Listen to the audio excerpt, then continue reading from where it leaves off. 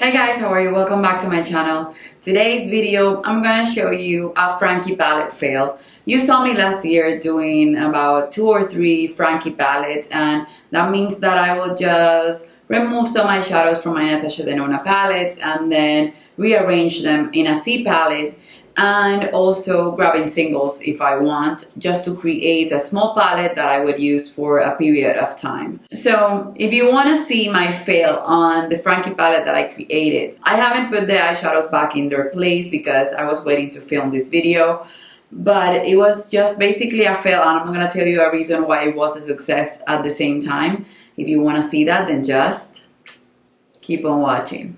Okay, so I decided to do a bigger Frankie palette this time. And the reason was that I was so obsessed with the Mercury Retrograde palette from Huda Beauty that I put this together when it was released. The first picture was released, I was obsessed with it, and I knew I wanted it, and it had a lot of colors, but I wanted it, and if it was something like the new nudes, I wanted it in my life.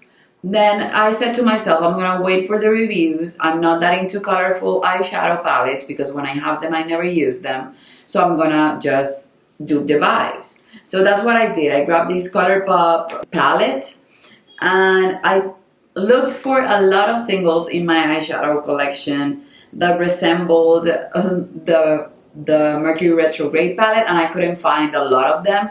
So I chose a few colors. One is Too Faced and the other one is Makeup Geek, and the rest of them I pulled them out from Natasha Denona palettes. And I ended up loving the look of the palette, but every time I see too many pops of color in a palette, I'm not gonna use it. So this is the Frankie palette, and it's really pretty. It's really pretty. I used it about 3 times. I use this shade a lot. I never touch the colorful shades of this palette, and I even used this one, and I think a little bit of this one at some point, but it was a complete fail. The last few times that I did a Frankie palette, I couldn't stop using it. I used it every day for 2 weeks, every day for 20 days, and I even hit pan in Natasha Denona shade. That's how much I loved my Frankie palettes.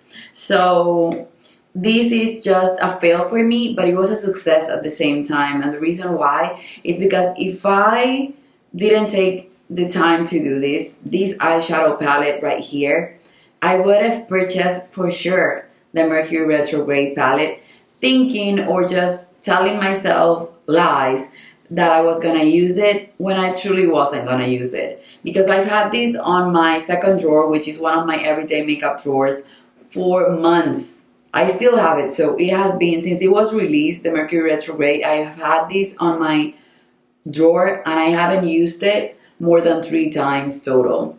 That tells me that I'm not gonna use it. And it has nothing to do with the palette being awful, because it's really pretty. It's just that the color scheme doesn't call my name. And I've come to realize that I prefer a smaller Frankie palette that has every shade that I would use. That's perfect for me, that I can see the looks in it and that I don't have to play. Because when I want to play, I can grab other palettes. But I want a palette that is precise and that it's meant to be used in a certain way, and that will help me just get some use out of the shadows. So I'm gonna give you a sneak peek of my next Frankie palette, because I'm not gonna film another Frankie palette video, because this Frankie palette is gonna be part of my Panda palette. So this was basically a fail, but it was a success at the same time, and I'm happy that I took the time to create this palette, because if not, I would have wasted $67, which is a lot of money. So I'm not gonna show it to you in depth, but this is a little palette and it has a lot of browns that I created, and it comes with a row of cool tones, and it has Makeup Geek, ColourPop, and Natasha Denona. And I can't wait to show this to you on the update for my Panda palette, because I'm already tired of the palette that I have in that project. But that's it for this video. I know it was short. That's how I like to make these videos now.